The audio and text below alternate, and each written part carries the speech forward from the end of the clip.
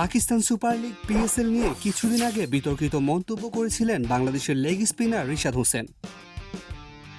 তিনি দাবি করেছিলেন পাকিস্তানে খেলা বিদেশি ক্রিকেটাররা ভয় পেয়ে গিয়েছিলেন এবং পরিস্থিতি নিয়ে উদ্বেগ প্রকাশ করেছিলেন। বিশেষ করে Sam Billings, Daryl Mitchell, Kusal Perera, David Wiese, Tom Curran সহ অনেক বিদেশি ক্রিকেটার শঙ্কা প্রকাশ করেছিলেন বলে জানিয়েছেন রিশাদ হোসেন। টম কারান বাচ্চাদের মতো কাঁদছিলেন এবং মিচেল বলেছিলেন তিনি আর কখনো পাকিস্তানে যাবেন না।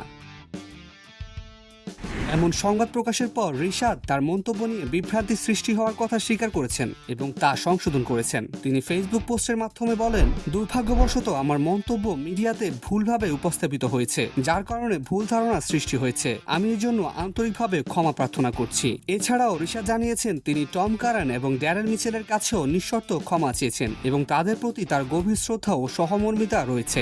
এদিকে ভারত পাকিস্তান উত্তেজনা কিছুটা প্রশমিত হওয়ার পর পিএসএল আবারও মাঠে গড়ানোর সম্ভাবনা তৈরি হয়েছে।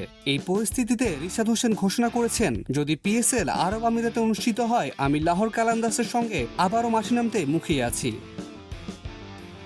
রিশাদের এই নতুন অবস্থান এবং তার ক্ষমা প্রার্থনা খেলোয়াড়ি শৃঙ্খলা ও সততা প্রকাশ করেছে। পাশাপাশি দেশের বাইরে থেকেও তার সতীর্থদের প্রতি তার শ্রদ্ধা এবং দায়বদ্ধতা ফুটে উঠেছে। সবার প্রতি তার আহ্বান, এমন পরিস্থিতিতে সবাই একে অপরের পাশে দাঁড়ানো উচিত।